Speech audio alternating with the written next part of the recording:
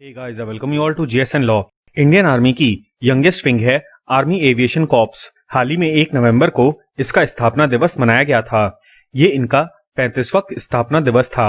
इस ऑर्गेनाइजेशन के बारे में इसलिए आपको पता होना चाहिए क्योंकि आने वाले समय में इनकी बहुत ज्यादा टैक्टिकल इंपॉर्टेंस होने वाली है। इनका मोटो आप याद रखिएगा, सुवेग और सुरिद्ध, यानी कि स्विफ्ट एंड श्योर। अब देखिए, जनरली इनको हम काउंटर इंसर्जेंसी और काउंटर टेररिज्म के ऑपरेशंस में इस्तेमाल करते हैं। अब इसकी हिस्ट्री की बात करें तो 1942 में रॉयल एयरफोर्स के अंडर में आर्मी एविएशन विंग बनाई गई थी। इसके बाद 1947 में जब हम लोग आजाद हुए तो इसका नाम इंडियन एयर ऑब्जर्वेशन पोस्ट बन गया।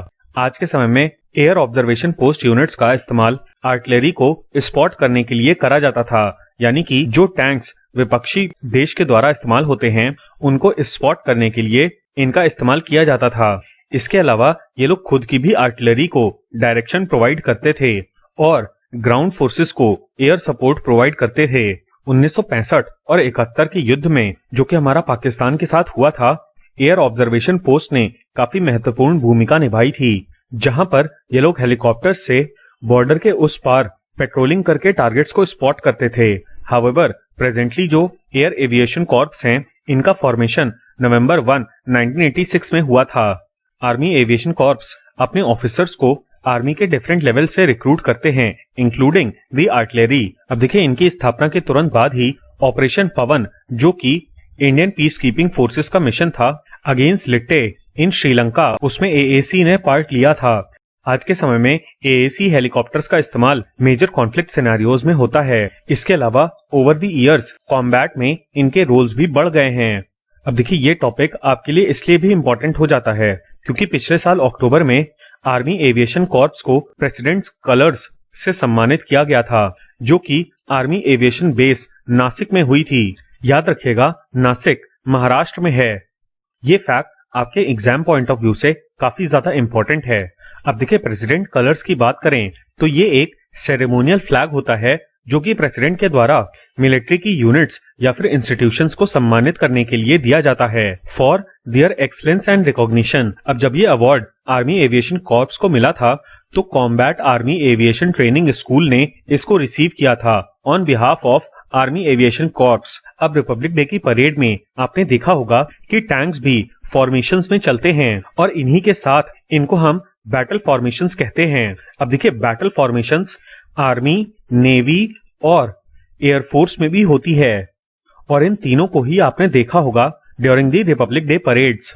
इसमें से जो आर्मी की बैटल फॉर्मेशंस होती हैं, विच इंक्लूड द आर्टिलरी यानी कि टैंक्स, उनमें एएसी के हेलीकॉप्टर्स का इस्तेमाल किया जाता है। प्राइमरीली इनको सर्विलांस के लिए इस्तेमाल किया जाता है, मतलब बॉर्डर के पार हमारे टारगेट्स क्या होंगे, हमारे एनिमी की पोजीशंस क्या हैं, इन सब चीजों को ये लोग इकट्ठा करते हैं। अब देखिए, हेलीकॉप्टर या फिर चॉपर्स की बात करें तो ये बैटल फील्ड में बहुत ही महत्वपूर्ण रोल निभाते हैं। अब देखिए, बहुत बार ये डिबेट चलती है कि जेट्स अच्छे हैं या फिर हेलीकॉप्टर्स। तो देखिए, दोनों के ही अलग अलग काम हैं। जेट्स को क्विक रिस्पॉन्स के लिए इस्तेमाल किया जाता है क्योंकि इनकी स्पीड काफी ज्यादा होती है। अगर आपको दुश्मन की टेरिटरी में सिर्फ बॉम्बार्डिंग करनी है तो आप जेट्स का इस्तेमाल कर सकते हैं, बट ऐसी जगह पे जहां पर आपका टारगेट प्रिसाइज है और आपके ऑपरेशन का ड्यूरेशन लंबा है, वहां पे हेलीकॉप्टर्स का इस्तेमाल होता है। आइए देखते हैं कि इंडियन आर्मी के लिए हेलीकॉप्टर्स क्यों इंपॉर्टेंट हैं। अब देखिए, आज के समय में हेलीकॉप्टर्स वेरियस वेपन्स से आर्म्ड हैं। हाउएवर, हेलीकॉप्टर्स का इस्तेमाल एयरबोर्न फायरिंग के लिए भी होता है। इसके अलावा रेकी या फिर हम कहें दुश्मन के ऊपर नजर रखने के लिए भी हेलीकॉप्टर्स का इस्तेमाल होता है। अब इससे आप ये समझ सकते हैं कि जहां पर दुश्मन को सिर्फ ऑब्जर्व करना है, वहां पर जेट्स का इस्तेमाल बिल्कुल भी नहीं हो सकता। इसके अलावा जैसे सर्जिकल स्ट्राइक के लिए आपको अपने ट्रूप्स को ड्रॉप करना है तो भी हेलीकॉप्टर्स आपके काम आते हैं, because they help you to avoid difficult terrain, यानी कि जैसे पहाड़ी का इलाका है या फिर जंगल हैं, उनको आपके ट्रूप्स अवॉइड कर सकते हैं। इसके अलावा जो ग्राउंड बेस्ड थ्रेट्स होती हैं, यानी कि आईडीज और दुश्मन की पेट्रोलिंग पार्टीज जो कि आपको एम्बुश कर सकती हैं, उनको भी अवॉइड करने में हेलीकॉप्टर्स मदद करते हैं। अब जैसे सर्जिकल स्ट्राइक का ही आप एग्जाम्पल लें तो टारगेट कई किलोमीटर दूर था। जाहिर सी बात है कि अगर हम वहां पर ग्राउंड ट्रूप्स को भेजते तो उनको जंगलों और पहाड़ियों से गुजरना पड़ता। ऐसे में हेलीकॉप्टर्स ने ट्रूप्स को एग्जैक्ट लोकेशन पे उतार दिया और ऑपरेशन के बाद सारे ट्रूप्स को एयरलिफ्ट कर लिया। अब आने वाले समय में क्रॉस बॉर्डर टेररिज्म के लिए ऐसे ऑपरेशंस हमको और भी ज्यादा देखने को मिलेंगे। सवाल ये बनता है कि एएसी के हेलीकॉप्टर्स क्या काम करते हैं। तो जितने सारे यूजेस मैंने आपको पहले बताए, उनके अलावा कैजुअलिटी इवैक्यूएशन, यानी कि कोई सोल्जर अगर ऑपरेशन के दौरान एक्सपायर कर गया है या फिर उसको चोट लग गई है तो ऐसे सोल्जर्स को इवैक्यूएट किया जाता है। इसके अलावा रेस्क्यू ऑपरेशंस में एएसी के हेलीकॉप्टर्स काम आते हैं और साथ ही साथ अगर कहीं पर वेपनरी पहुंचानी है ग्राउंड ट्रूप्स को तो भी इनका इस्तेमाल होता है। अब इसी में आ जाता है ह्यूमैनिटेरियन एड, यानी कि कॉन्फ्लिक्ट जोन में लोगों को राशन पहुंचाना और बाकी जो उनकी जरूरतें हैं उनको पूरा करने के लिए पेलोड गिराना। साथ ही साथ एएसी अपने हेलीकॉप्टर्स का इस्तेमाल डिजास्टर रिलीफ के लिए भी करती है। कुछ सिचुएशंस में अगर जरूरत पड़ी तो एएसी के हेलीकॉप्टर्स खुद ही कमांड पोस्ट की तरह काम करते हैं।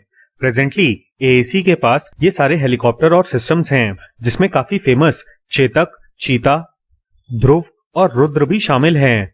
अब नो डाउट इंडियन आर्मी ने अभी तक चीता और चेतक का बहुत ही अच्छा उपयोग किया है इन वेरियस ऑपरेशंस, लेकिन अब ये सारे हेलीकॉप्टर काफी ज्यादा पुराने हो चुके हैं और अब हमको अपने नेबर्स के हिसाब से एएसी के हेलीकॉप्टर कैपेबिलिटीज को बढ़ाना होगा और इसीलिए काफी सारे defence acquisition deals under development हैं।